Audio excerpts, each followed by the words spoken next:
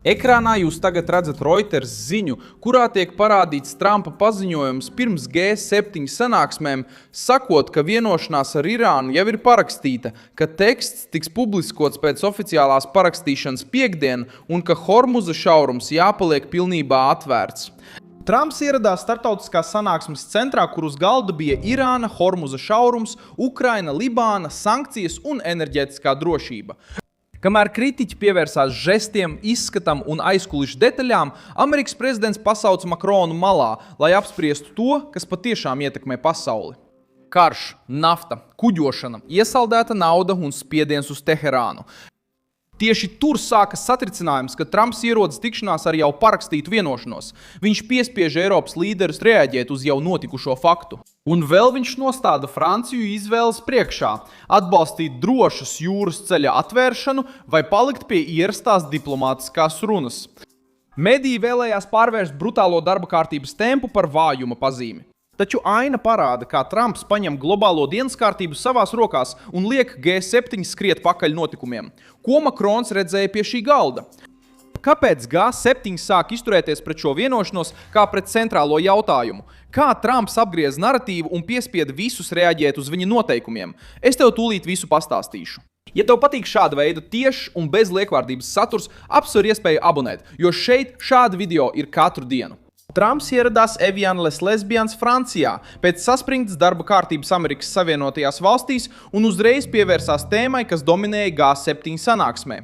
Tēma nebija tikai fotogrāfija ar Makronu, tēma bija priekšlīgums starp Amerikas Savienotajām valstīm un Irānu. Hormuza šauruma atvēršana, kritiskas kara fāzes beigas un tehnisko sarunu sākums par kodolprogrammu. Reuters ziņoja, ka Trumps, stāvot blakus Makronam, teica, ka līgums jau ir parakstīts un ka teksts tiks publiskots pēc oficiālās parakstīšanas, kas paredzēta piektdien. Viceprezidents J.J. Vance arī iesaistījās un apgalvoja, ka dokuments tika parakstīts digitāli svētdien. Bez naudas atbrīvošanas Irānas režīmam šī detaļa izjauc mēģinājumu pārvērst sarunas par balvu Teherānai.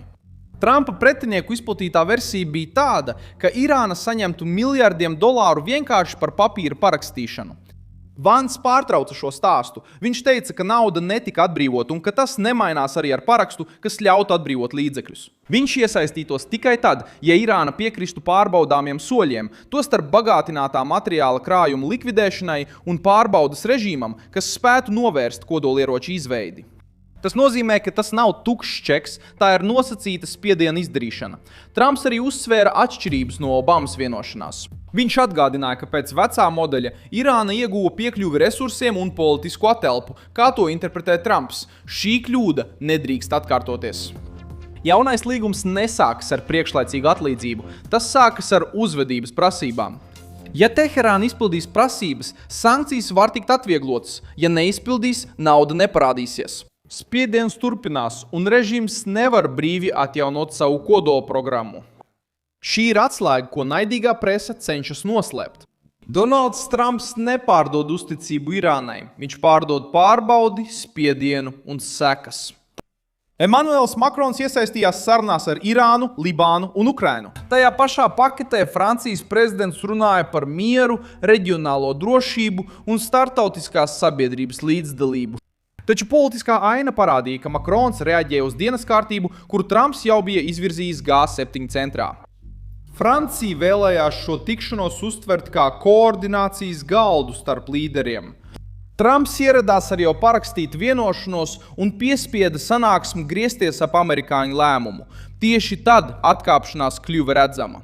Līderi, kuri varēja ierasties pieprasot paskaidrojumus, sāka apspriest, kā rīkoties ar vienošanos, kā nodrošināt Hormuza šauruma atvērtību un kā piedalīties stabilizācijā, nezaudējot savu ietekmi.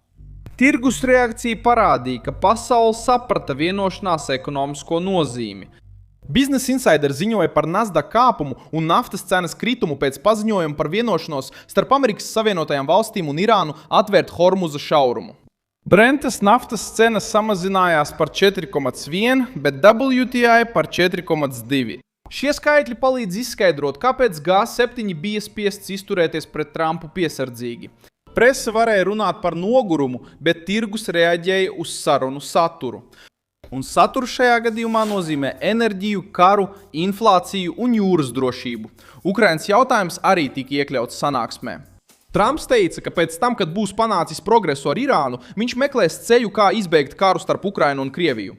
Reuters ziņoja, ka viņš runāja sarunās ar Volodimīru Zelenski un Vladimiru Putinu un pauda pārliecību, ka abi varētu būt atvērti kādam risinājumam. Tas nostāda Makronu un eiropiešus delikātā situācijā. Eiropa daudz runā par līderību, bet ir atkarīga no Amerikas Savienotajām valstīm militārā, diplomātiskā un finanšu ziņā. Trumps ieradās G7 ar Irānas karu kā galveno jautājumu un vēl norādīja, ka vēlas iesaistīt Ukrainu sarunu galdā. Sanāksme nenotika pēc Eiropas scenārija, tā notika Trumpa ritmā. Libāna parādījās kā vēl viens jutīgs punkts. Trumps minēja nepieciešamību atrisināt situāciju Libānā un runāja par Hezbollah kā problēmu, ar kuru jātiek galā. Mēdī mēģināja šo runu pasniegt kā improvizāciju, taču īstenībā politika ir vienkārša. Libānā nav stabilitātes. Ignorējot Hezbollah, grupa turpina darboties kā bruņota spēks, politiskas ietekmes avots un reģionālā spiediena instruments, kas saistīts ar Irānas asi. Kad Trumps sarunā piemin Hezbollah vārdu, viņš izceļ šo jautājumu no diplomātisko paziņojumu komforta zonas un padara to par tieša spiediena jautājumu. Spiediens uz Omānu arī atklāja metodes maiņu.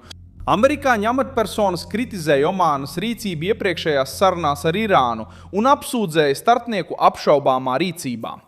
Pēc tam Katarai un Pakistānai bija lielāka nozīme šajā procesā. Šīs pārmaiņas parāda, ka Trumps nepalika pie tradicionālās diplomātijas. Kad viņš saprata, ka vecais ceļš dod priekšroku Teherānai, viņš nomainīja kanālu, pātrināja procesu un novirzīja sarunas pareizajā virzienā.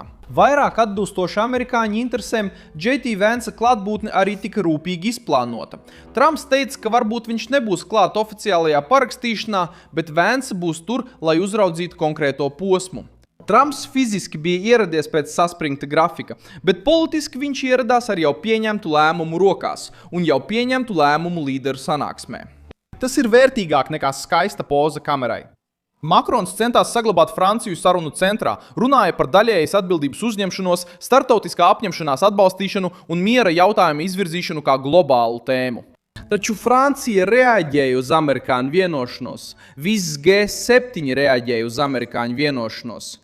Kad lielvalsts ierodas ar pašreiz bīstamāko konfliktu, kas jau ir ceļā uz parakstīšanu, sarunas mainās. Pārējie līderi var sūdzēties, izvirzīt nosacījumus, prasīt detaļas vai izrādīt piesardzību. Bet visi sāk runāt par soli, ko Vašingtona ir sākusi.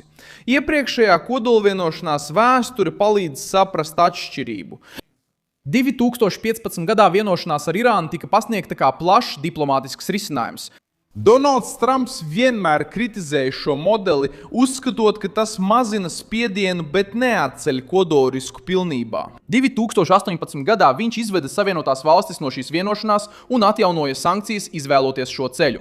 Tiek piedāvāta cita loģika. Ja Irāna vēlas naudu, atjaunošanu un ekonomisko atkopšanos, tai vispirms jāpieņem pārbaudāmas saistības.